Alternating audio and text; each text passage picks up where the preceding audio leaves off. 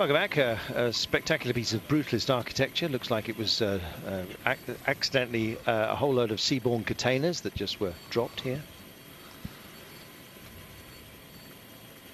So, what have we had today? It's been fireworks, particularly amongst the sprinters. Intermediate sprint points up for grabs, and indeed a green jersey as well. And so, sailing through came Andre Greipel, tight in on the hoardings, and said, thank you very much. Peter Sagan says, what do you mean, thank you very much? You're going to have to fight hard on that if you want this green jersey at the end of the day. Mark Cavendish as well, just still underneath the 200 marker. A competition led now by Greipel by just 1 point, but there are more points up for grabs at the end of the day. King of the Mountains points have been apportioned as well. Just going through the day, the heat has been the main player, but also this. Ouch. Big hit for Jean-Christophe Perrault from AG Tour La Mondiale. He's bandaged, he's bruised, he's bloodied, but he's unbowed, and he's back in. He's tagged on to the back. Right now, the gap is 3 minutes. In fact, I'm just double checking. Here we are. The gap right now is not 3 minutes. It's 2 minutes and 38. Hence my surprise. Tinkoff Saxo still pushing on. This is for Sagan. Sagan is up for it. He's livid. He's going to carry his adrenaline and maybe use it effectively. You can see dead centre of the road there. We have Movistar. And what is nice to see as well is Orica Greenedge getting busy. Will it be the Yateses? If it is, it will be Adam Yates, I suspect. But is Michael Matthews back and on good form? I think he might just be. And if he is, that is very good news for Aussie viewers. And it's very good news for the race as well. We always like to see Bling doing his thing. Big broad smile that he is. He carries a lot of jewellery with him, but not onto the road. John, talking about smiles, we have our the name of the lady who often smiles and tells the time gap by the use dexterously of a chalkboard. That's right, it's Time Gap Claire. Claire Pedrono is her name, and she hails from Brittany. She once rode on the La Grande Boucle, the women's race, and back in 2005, and now she finds herself doing what, as you correctly described, is one of the most important jobs on the tour. Yes, indeed. Time Gap Claire. In fact, how did she get the job? She basically wrote and said, can I do that job? And they said, yeah, thanks for asking. I'm joined by Stephen de Jong from the Tinkoff Saxo team. Stephen, how difficult was the decision to chase this breakaway with both Sagan and Contador on the team? Well, I think before the start we knew it was a good stage for Peter, so the decision was not that hard. A lot of focus now on the green jersey with Peter as well? Well, I think the key for the green jersey is in the next coming 4 stages, so that's where we try to get a nice gap of points. And it's always good for Alberto staying at the front after the dramatic moments we just saw recently. Yeah, for sure. It's also important to stay in front in these stages and yeah, don't get caught in a crash. There we are. Well, wise words, don't get yourself caught in a crash, but will these guys get caught? That's the question. With 33.7 to go, they've still got 2.5 minutes, Sean. When's 2.5 minutes going to be enough? Well, they need to get to the 20 kilometres mark with at least 2.5 minutes. If it comes down from that, well, then I think it's going to be a very, very difficult one for them. We can see here the peloton, you know, there's a lot of movement in the peloton still. Tinkoff Saxo pushing on here, and I'm afraid for the breakaway with 33 kilometres with the run-in we have here, a very difficult one. Warm conditions as well. It will be natural that the 6 riders up front are going to get tired. Even though there's a lot of very strong riders here in the breakaway, you know, real powerful ones, they're still going to start, I think, seeing the weaker ones here. Some of them start getting into difficulty when they really start to go at 100%.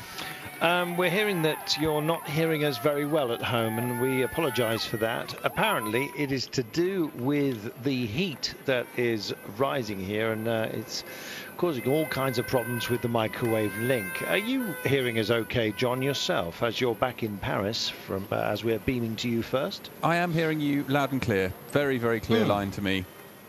All right, well, it may well be just our link with production. And those of you at home, if somebody wouldn't mind tweeting me and just saying loud and clear, or Dalek, or whatever it is that you're hearing, then we'll hear it, we'll get it firsthand. Here we are.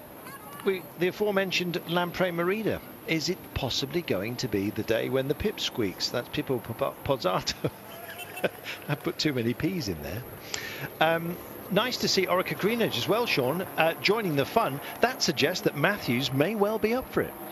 Yes, well, it's the first time we've seen Orica just coming to the front here, but it tells us that yet they have interest as well. And when you look at Orica Greenedge, the team, hugely unlucky in this tour, losing Simon Gerrans in the stage 3. Albacini also, who's a rider for this sort of finish, he went out on stage 5.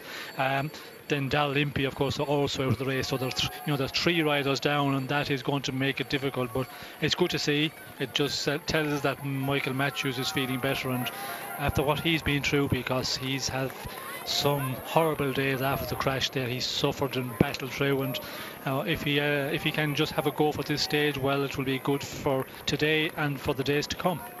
You can see the grimaces, and they're starting to look a little bit jaded, the guys who are in the break. I'm not surprised. It's been a long day in the heat, Sean. All credit to them, even if they do get caught. Yes, well, I think to get into the break today wasn't too difficult. A lot of riders not really trying, because they were always talking about this, a transition stage, a stage for the sprinters, and I think a lot of the riders were saying, well, go into the break today, a huge effort, and then the sprinters teams are going to control you out there all day, and you're going to pay for that in the days to come. But chapeau, they went out there, the 6 riders, and they have given it a good run. Maybe now, they can turn it on at 20 kilometres to go and try and hold on, but again, 2:10 is just dropping off all the time. It is, inexorably it seems. Thanks to everyone who's told us that you're hearing us loud and clear. Lovely Debbie Hill, friend of this program, friend of this channel, down in Oz, says that everything is okay, and everything far from okay with Andre Greipel. Yes, it looks like that he is in difficulty, or is he just going back to the car? Doesn't look like that. I think we've seen it already in the previous climb where he was in difficulty, and again here starting to suffer. And the Pyrenees stages for a sprinter, when you have to do 3 big days in the Pyrenees and you come out of it and you have a day like today, a lumpy stage, Greipel is starting to suffer here. Multiple wear of the green jersey during this Tour de France, and 2 stage wins for Andre Greipel. I think even if it stopped now, that would be as a majorly successful Tour de France. He, of course, now is hungry for more and would like to, of course, take on the Champs-Élysées and maybe win what is regarded widely, globally, as the Sprinters World Championship, albeit, of course, the last stage of the Tour de France. 31.9 kilometres to go, 2 minutes and 7. Just starting to look like they're labouring ever so slightly, and Pierre-Luc Perichon of Breton Sèche and Environmental at the back here is not looking overly delighted with life. Nathan Haas out of the saddle, bouncing for Cannondale Garmin. There's the local man from Francis Desjeux, just behind Thomas de Gent in the red, who's been quite busy taking intermediate sprints and the biggest climb of the day. Geniez himself, the local man, Alexander Geniez, there in the white, blue, red, white, and blue, blanc et rouge, indeed, of Francis Desjeux, having taken one of the intermediate climbs as well. And indeed, this is the last of the categorised climbs today, and it looks like any desire for a skirmish has been left some way behind on this road today, of which it's a long one, 198.5, and nice little beat on delivery there, as you see. Job done, and it's nice to see fans here, albeit brought to the point of exhaustion, it seems, by the heat of the day, but lucky lad, he's in the shade. Wilco Kelderman took the only point available on that category 4 climb. And so they've got a little bit of a, let's discuss the terrain, shall we? They're going into a couple of bowls, so they'll dip down into one. You won't really notice too much about it, as Christophe Riblon going backwards. They will just take a little gentle roller coaster ride until about 14 kilometres to go. At 14 kilometres from home, that's when the day will be very, very high speed, I imagine. And we're going to get a proper junction now of the time gap between the peloton and those up the road.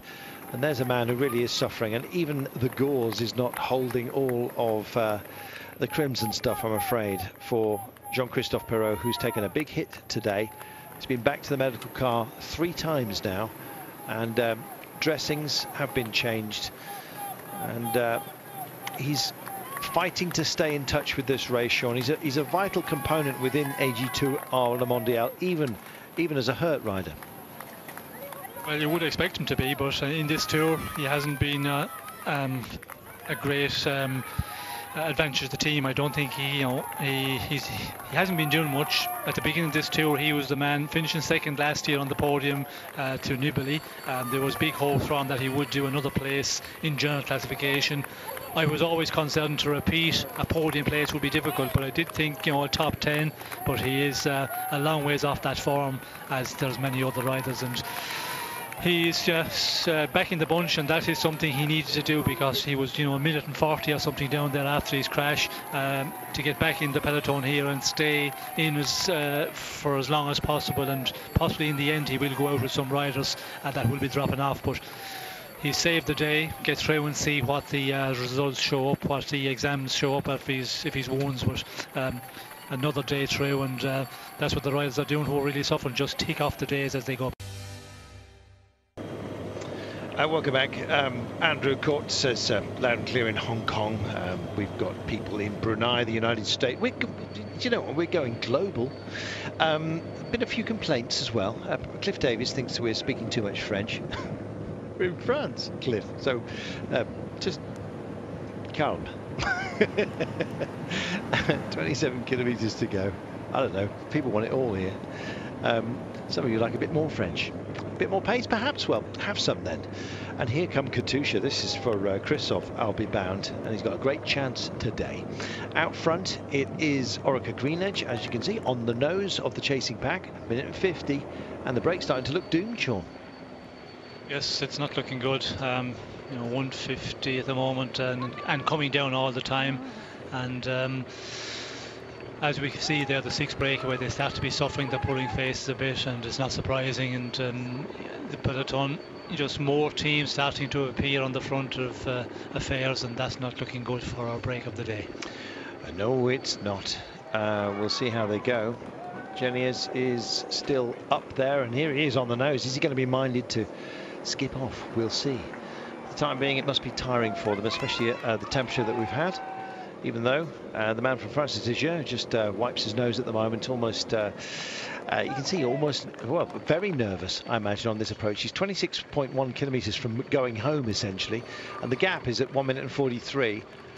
I just think that that breakaway might well actually reduce before it's finally caught, which looks inevitable at the moment, especially the amount of firepower that is on the chase down. And Pippo, but Zato is at least showing his hand. I wonder if he'll show his nose at the line. We'll see. He's in there. He's about 20th down at the moment, but it's in a pretty good position, not that far from Alejandro Valverde, who's a proper wheel to follow on a day like this. 25.7 kilometres then. Not a great time to have any kind of issue, and the hand goes up, Sean, which always spells danger. It's Andrew Talansky who's asking for something. Well, it's probably for the team car. Again, just stock up on fresh bottles with 25k to go. We're coming to that 20k for the finish, where it normally stops again. They might, leave it go on a bit further today with the warm conditions. They have done that in this tour already. In the beginning of stages where normally it's 50, they have reduced on a number of days. After 30 kilometres, you can start taking bottles from the car. But to be sure, the riders, they're just going back and stock up before it's too late. Nice bottle of Saint-Julien. Nothing to do with that church, I believe, bound, John. It's nothing to do with that church, you're quite right. This church is from 1471, and the belfry was built onto the church back then, and it's been added to over the years, and was part of the bishopric of Rodez for many years. It has a beautiful stained glass window, which unfortunately we couldn't see there, which has a symbol of the 12 tribes of Israel in it. Well, all 12? All 12. Big window. Maybe there were little tribes. Here we are then. all 6 of our breakaway riders have remained intact, and they've actually shared duty. Nobody leaning on anybody else, Sean. It's been equally shared, the burden, I think it's fair to say, today. Yes, well, they have been working extremely well together. All 6 are, working good, and that always helps, because if you have one guy who starts to get weak, he wants to stay on the rear, try and hang on as long as possible, and that upsets the rest. Everybody gets nervous with that, because you never know, is he just playing the bluff and waiting for the end to see can he go on an attack. So the longer the 6 can work together, but again, when they have to start upping it, and Thomas Gent, I think, is the one who will start pushing on a bit, but 1:33 at the moment, still with 24 k's to go. It's just going one way at the moment, and that's down the way with the time advantage. South African champion just at the back, Jacques Janssen van Rensburg. They do have an option, MTN Quebec, and we had the lovely Douglas Ryder, team principal of MTN, in the commentary position earlier on. Getting ready to celebrate Mandela Day tomorrow, so they'll certainly be up for it tomorrow. They were up for it yesterday, of course, with Louis Mainkeys. Finished top 5, which is a fantastic result for them. In fact, Serge Powers the previous day finished 4th. So they're there or thereabouts. Will it be Eddie Boss today, Edvald Bosenhagen? Not quite sure. I don't think Eddie is overly fond of hot temperatures. I guess we'll see. Right now, here we go. This is a first hit out from the breakaway, thinking it is just getting too close, and it's a brave move, Sean. Well, I don't know if we call it brave. To go at this time, it's going to really, the chances for everybody here on the 6-man breakaway, it's not the time to do it when it's coming down like that. You just keep on working, and if you're feeling good, you just keep on contributing maybe a little bit extra at times, try and get closer to the finish and then have a go. But with this distance, to clip off on your own, it's not going to happen for Nathan Haas. There we are. The Aussie's decided that he doesn't want to share this with any other Aussie, and there's a great possibility, of course, that Michael Matthews, Bling himself, is behind, and maybe that's extra added incentive. Who knows? The gap was coming down rather quickly, and he's just gone off here. Can he possibly hold on to this pace? It will be a long-range piece of glory if he manages to do it. Did take the Tour of Britain 3 years ago, we remind you, and can he just add to his impressive palmares again today? We'll see. 23.1 kilometers to go. It's a massively tall order, especially with a charging pack. And these guys, no response just yet. In fact, as we say it, suddenly we get one, and it's Cyril Gauthier that's decided to give chase. That'd be a handy pairing if they went for it, Sean, but you feel that their energy levels would be extraordinarily depleted after such a long day in this kind of heat, and still with just over 22 kilometers to go. Well, they will be, and when you have a 6-man group and they're still working well together, 1:30 of an advantage, you just continue on riding with everybody else. That would be, if I was the rider, if I was the team director, that would be my orders. I'd say just contribute with the rest, continue on working, and we will see, because in this final there's another bit of a hill to come, and of course the finish as well. If you're feeling good, you have a great chance in this finish. You don't have to be maybe the fastest, it's the strongest, the fittest will survive, but if you attack the 6-man group, well then to stay ahead of a big chasing peloton, it's always going to be more difficult. Well, the winking wheat field bidding us farewell right now, and these guys, well, they're burying themselves. Look at Sagan. A few moments ago he tore off a gel wrapper or whatever it was he was feeding himself, and he did it in such an aggressive fashion. It was just like he wanted those calories to bang in, and the attempt to bridge from the breakaway by Gauthier was very quickly nullified because of the pace that was picked up by the fellow breakaway riders. But it looks like the cadence that Nathan Haas is putting into the road right now, well, it's certainly impressive, but is it wise? Very impressive, and he is going at a real fast rate, because we can see the other 5 are chasing at a very strong rate as well. And we could see there that Gauthier, when Nathan Haas went in the attack, he just gave the signal that just continue on riding, guys, we keep on working as we have been all along, and just peg him back. And now we can see that the advantages. He has a nice advantage, but to keep it going on your own, that is always going to be the difficult one against 5 riders at the end of such a very energy-sapping stage. It's interesting, Gautier just saying, come on, get on my back wheel. I feel like I've got a little bit of power here, and it's he that wants to maintain the chase, doesn't want to do it on his own, and they're starting to work together, and Gautier is the man that is cracking the whip hand here. He's essentially the road captain of this little tiny team time trialling team, albeit of different teams, and any alliance they form will be ripped up later on. We're under the 20 kilometres to go marker, and a minute and 44. Haas has found some great pace, and he's extended the gap on the peloton. But what about the gap to these guys? There he is up the road. They're working well, Sean, and in fact they're bridging over, and what it's meant is that we've suddenly had an injection of pace and a revitalised breakaway. Yes, and we can see here that Nathan Haas is extremely strong for the moment. Can he keep that going for the next 19 kilometres and hold off the 5 chasers and hold off the main peloton as well? It's looking a little bit better for the peloton. 1:44 as we go inside the 20 kilometres to go. That is that's a good advantage. And if you work out the calculation, which we do, a minute per 10 kilometres, it's within that. Although this final is probably a one where you need a bit more, but we'll have to wait and see. Now the next 2-3 kilometres are going to be important for the 5 chasers. Will they be able to put him back, or will he hold them off on his own? Well, they can't shirk their responsibility, and it looks like he's knocked it back just a little bit. I think his own team, you could see him looking across the cut of the road, Sean. It does curve around the road. It does swerve around the bottom of this little basin that we're in at the moment, and so he had a good look back over his shoulder. He saw the pursuers, and I think he possibly knows the game is up, but it's been effective because now he can rest up and maybe go again. He's injected pace into this group. Maybe they've got a bit more belief as well. 1 minute and 46. The gap has just extended a little bit again back to the yellow jersey. Well, I don't think he's going to be too popular with the other 5. No. Attacking like this so far out, when the advantage that they have is going to be a difficult one to hold off. If you have 8 or 9 minutes here, well then it's open for all. You can go on the attack, but the understanding between the 6 riders, they would be talking together. Okay, we'll keep on working together, and we'll see what the advantage is with inside the 10 kilometers to go. We will see now what will happen, and will he still contribute? He has to contribute the working here on the front. If he tries to sit around, well then there'll be definitely a discussion with the other riders. Big discussion going on back to base as well from a rider from Breton Sèche Environmental. That's Pierre-Louis Perichon. He was shaking his head. I don't think that was anything to do with the breakaway, and this is Gautier saying, come on, for goodness sake, we can all do this together, but we can't do it alone. Now let's just stop the bitterness and get on with it. De Gent is the only one to respond to him at the moment. Some tired legs and the punishing heat of the day. The heat has ebbed.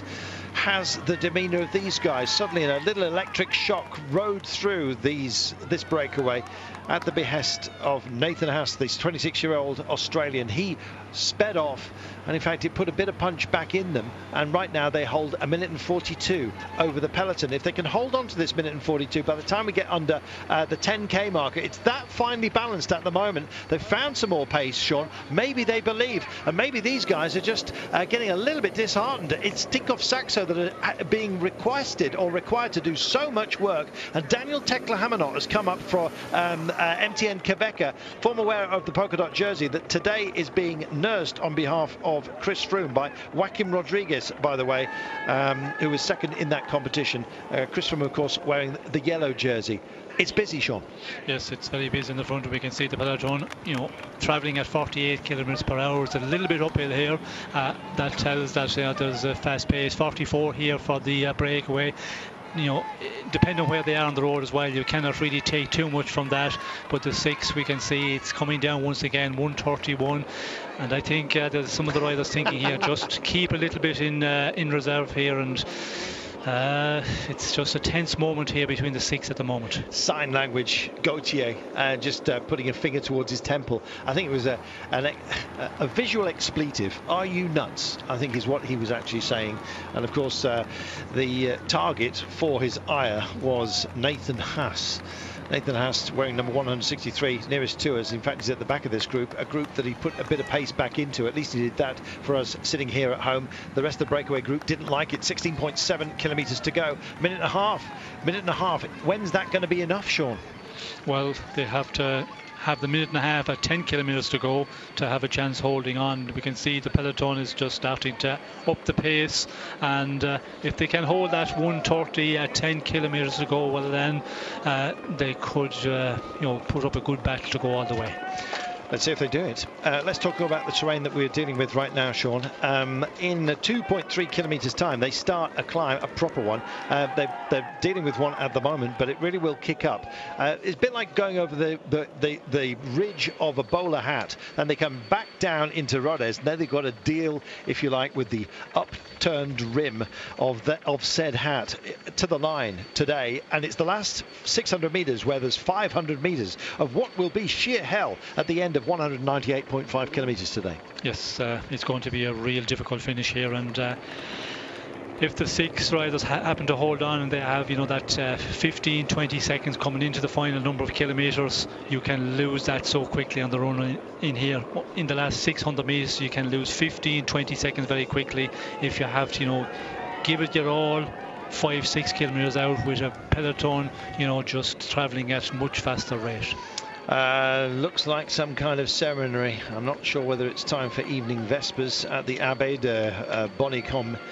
And in fact, these guys out here, I don't know, maybe a prayer, a wing and a prayer perhaps. We'll see. Minute and 23 is what they've got with 15.5 to go, and it just doesn't look like it's going to be enough. They're still fighting to cool themselves down, courtesy of the extra effort that's been demanded of them, and part of that is down to that man who's just sailing by right now, Nathan Haas, the Australian, who I think did everyone a favour today. He's kept this alive a bit longer, but the breakaway, his co-companions didn't like it. There's Tekla Hamanot, who's did a great job, of course, for MTM to wear the polka dot jersey with such honour.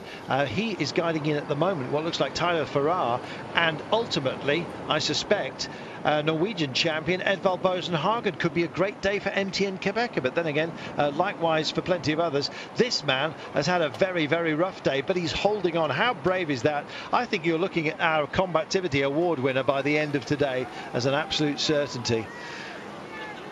15 kilometres to go. Under the banner they go.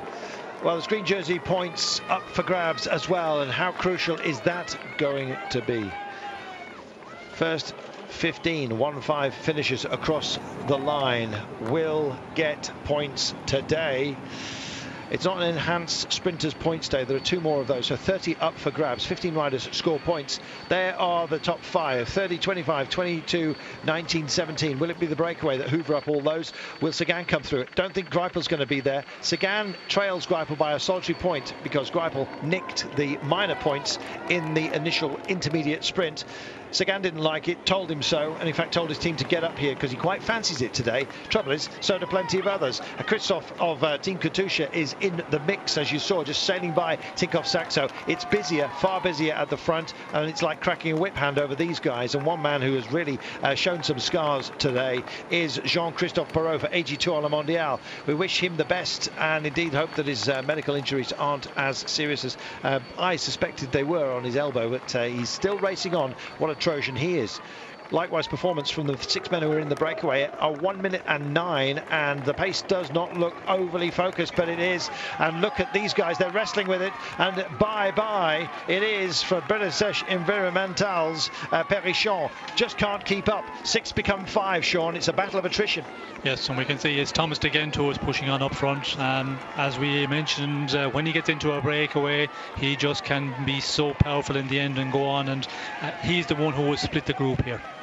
He is the one that's going to split the group, and I'm afraid that Geniez doesn't look like it's going to be a pleasant homecoming for him. He might relay back on in a moment. 14.1 kilometres to go, 1 minute and 8, and the attacks roll on, and it's that man again. Nathan Haas has decided he's going to go, and he's being joined here. Kelderman of Team Lotto Jumbo in the yellow goes with it as well, and there goes goes Gautier. I beg your pardon, it's Gautier that shoots off as well. He was the one that was exclaiming, if you like, to Haas, and in fact it's Haas that's been beaten up here. Yes, well, I think he's paying for his efforts a bit early because he did put in a big attack, and we can see Kelderman now with Gauthier following. Thomas de Gent, he will get back in. He will just keep on working at his pace.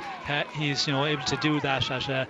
He hasn't that extra explosive effort, but just powerfully can power along for a long time. And in a breakaway, we could see that he was the one in the earlier part of this little bit of an incline who caused the problems for the breakaway. Cyril Gauthier hoping to do it for Europcar, a team that will be without a principal sponsor at the end of the season unless they find one before then. There's the polka dot jersey on the back of Joaquim Rodriguez, who's been nursed home. I'm not surprised after his victory yesterday. He clearly left something on the mountain. I'm afraid it's not his kind of terrain today. It is about the punchers. Somebody's going to get beaten up. We'll find out who it is. Will Sagan be back in the green jersey? Certainly looks that way because Greipel, who leads the competition right now by one solitary point after the intermediate sprint, has been distanced. So the 6 become 3, and it's Kelderman here. It is Gauthier, and it is ominously Thomas de Gent, who has got a significant victory, Grand Tour victory, of course, up the Stelvio in 2012 in the Giro d'Italia. So inclines aren't a problem for Thomas de Gent. Cyril Gauthier and Wilco Kelderman, out of that trio, if they were to come to the line, it was between those 3, who would be your choice, Sean? Well, Kelderman looks very comfortable there. He seems to be the one who is riding there on the front with Gauthier on tow. Thomas de Gent just claws his way back as he can do so well. I think Gauthier could be the better one, a more puncher, but again, Kelderman looks a little bit too strong for the other 3 for me. There we go, just picks it up, and in fact he's eyeing them, and I think they realise that actually he's the man that they don't want to nurse home. It's a difficult conundrum, Sean, how much effort to put in, especially if there's a rider that you fear here. Yes, well, I think you have to keep on contributing. If one tries to get carried along, well then they'll just start getting unorganised, and that will allow some of the other riders to get back in once again. We can see Gauthier, he is trying to just miss some turns on the front. Is it just thinking spare a little bit to finish, spare as much as I can? He is a good finisher for this sort of finish, but Kelderman looks impressive, but with 12.5 things can change. Drifts over. Kelderman, the 24-year-old, 4th on the Dauphiné last year. It was a great year for him. 7th in the Giro as well, we remind you, and he is here in the yellow and black. In the green is Cyril Gauthier, the 27-year-old Frenchman.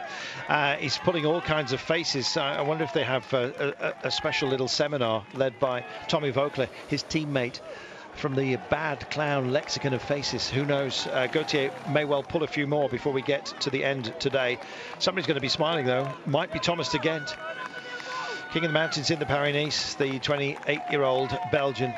He can play when the road is an incline. They've got one right now. They're going to come over the peak of this, then it's downhill into Rodez. It's quite a technical course, and I'm beginning to believe, Sean, it's a minute and 2. They've got minute and 3, just extending ever so slightly with 12.1 to go.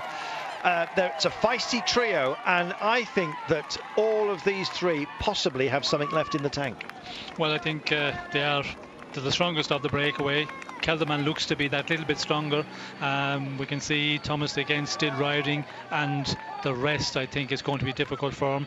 There is an advantage here as we see the peloton also coming into view, so I'm not sure if our time at the moment, 1 minute is the full minute is coming down, but advantage for the 3 out in front. We have a number of kilometres downhill before we tackle the final run up to the finish here in Rodez. Well, I'm just wondering whether Kelderman and de Gent have done a oimidach, and they're just going to form this partnership, and I'm afraid get the better of Cyril Gauthier. He looks to be the one that's struggling at the moment, but you never know how much Kidoli is going on here. It's hard to read it, but 58 seconds it is. It's because we're on this incline, Sean, the camera foreshortens the long road section. Once they peak it, there's this little squirrely helter-skelter into town, isn't there? Yes, a very fast run into town, and that will help, of course, the breakaway, because they'll need every little bit of help possible. It is coming down, and I'm afraid, with 11 kilometres to go, under the minute at the moment. That is going to be a difficult one unless they can really pull well together out front. But we see Gauthier, he's starting to miss his turn on the front, and that's not going to help because the other two, they're not going to commit it 100% with a rider on toe. Geniez just backing into the peloton right now. This is Jean-Christophe Perrault, who we saw take a really nasty tumble on not this kind of surface. It was a much more grippy surface, and it's ripped his elbow to pieces, I'm afraid. He's riding on. He will seek medical assistance proper at the end of the day. He had mobile assistance earlier, keeping it mobile and indeed animated this trio right now. Thomas again in the red, Gauthier in the green of Europcar, Wilco Kelderman in the yellow and black of Team Lotto Jumbo. 50 seconds now with 10.8 to go, and at least the more welcoming terrain is coming to them right now. And it's been a grind out there, and for those who've been like Perichon, have been out for much of the day, this will be not his greatest day, but I think if he doesn't feature high up on the results, he shakes his head, but I think he can take some succor from it, and indeed his team as well can actually be proud of him. It was a good effort by Perichon, who's clearly, I think, probably outclassed by everyone else out there. This is Alexander Geniez, the local man, and it's not going to be local joy for him, I'm afraid. Could it be a great day for any one of this trio? They've got the potential, they've got a chance, albeit a slim one right now. Will they be eaten up on the final climb of the day? That looks like it may well be on the menu, Sean. Well, it's going to be a big ask for them to hold on out there, but again, you never know. Back in the peloton, we can see that it's Giant Albacin who are setting the pace. We can see Genet there, he's going through the town where he lives at the moment at 10.5 kilometers to go. He'll be disappointed that he was not able to make it with the front trio through his home village. Again, 48 seconds for the peloton, as we can see here. Ulrike Greenedge starting to contribute on the front also, so it all depends how many men from each team are going to push on in the final. But 47 seconds, it's going to be a real difficult one for our three leaders. Yates brothers have been a factor, but they're doing the driving at the moment for Michael Matthews, who's up there. 10 kilometers to go, 46 seconds is the gap. Team Sky, of course, working to keep Chris Froome in a good place. As you mentioned earlier, Sean, he often features quite high up when it comes to a quick stage finish, and with that punchy climb, don't be surprised if he's not there, Chris Froome. Well, I think if he's delivered to a position where he's very much on the front in the final couple of 100 meters, this run-up, the run-in will also suit Christophe Froome because he is that explosive type.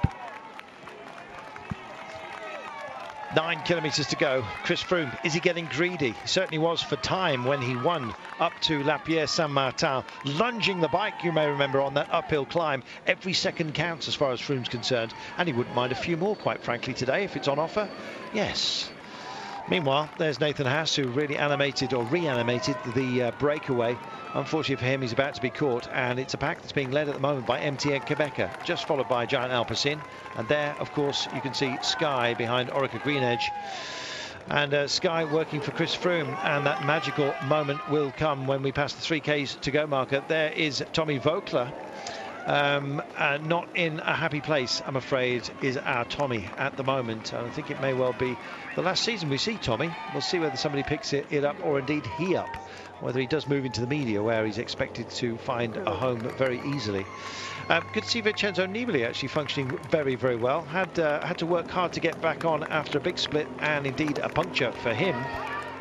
That's the pace we've had today. Matching it at the moment is the yellow jersey on the back of Chris Froome, and almost as an eternal, it seems. His team nestled around him. It's a great cushion and comfort to the man. No comfort for anybody when you see the green jersey on the back of Peter Sagan up towards the 4. Huge punchy rider. What position will it be for him? And indeed, what finishing number will be attached to these guys? 7.7 kilometers, that's when we're going to find out. Jean-Christophe Perrault just being distanced right now. I wonder if it's going to be a combativity award for him, Sean, and I wonder if it's going to be bye-bye tour at the end of the day. He looked beaten up. Certainly was beaten up. We could see there, he hit the road very heavily, a lot of road rash on both elbows, down on his, I think it was his right hip. He's happy, I think, to get to this point with the peloton. Now he can just ride in at an easier pace, where he was in a real bad position at the crash with around 40 plus kilometres to go, 45 to go.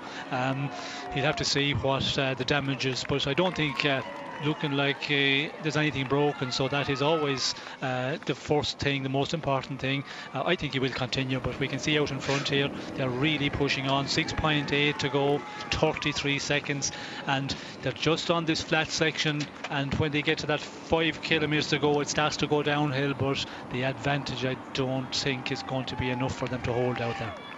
6.5 kilometres from home. They nearly accidentally, I think, got rid of Thomas de Gent. They've reassembled themselves. Once we get to the 5 kilometres to go marker, we go round a roundabout, and then we hit the helter-skelter. You know who's up here? It's Pippo Pozzato, being guided into into position, and indeed they have given the combativity award to Thomas de Gent as part of the breakaway. I thought it may well be Jean-Christophe Perrault today, he of the injuries sustained on the road today, but it's de Gent. At least he'll get something out of today, but he'd like an awful lot more, Sean. Yes, well, I think they were all hoping to get a lot more, and you know, it looked like that it wasn't going to be possible at all. Then, of course, with the attack from Nathan Haas, and that's the discussion as well. If, you know, Nathan Haas had not attacked and just kept on riding, you know, they would have maybe another 10 or 15 seconds advantage, but the situation is as now, 30 seconds with just over 5 kilometres to go, and we can see, you know, a lot of movement here on the front of the peloton from a mixture of teams. And Mark Cavendish is in the fray. Likewise, plenty of others as well. The Austrian champion, Marco Haller, is here, working for Alexander Kristoff.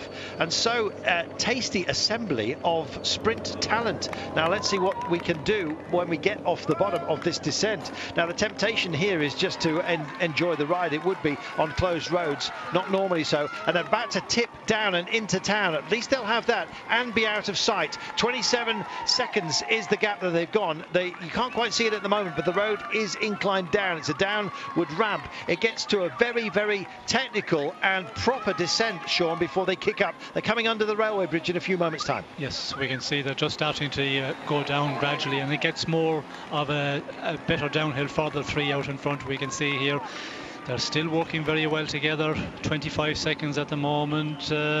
They need this run in to get a little bit of recovery before the final kick up to the finish here.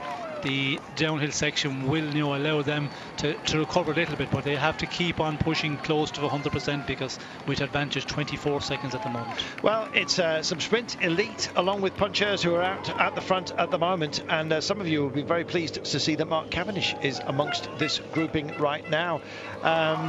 It's a drive into town. Sky guiding Chris Froome in as well.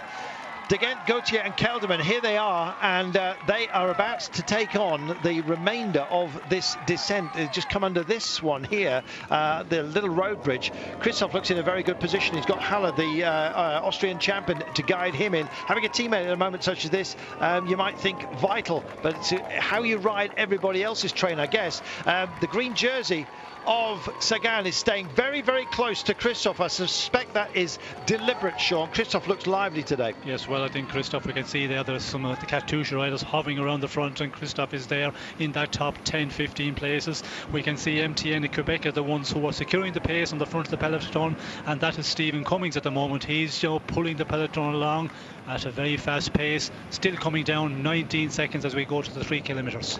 Well, would you believe that Radio Monte Carlo yesterday tipped actually Steve Cummings to take the day? Will he just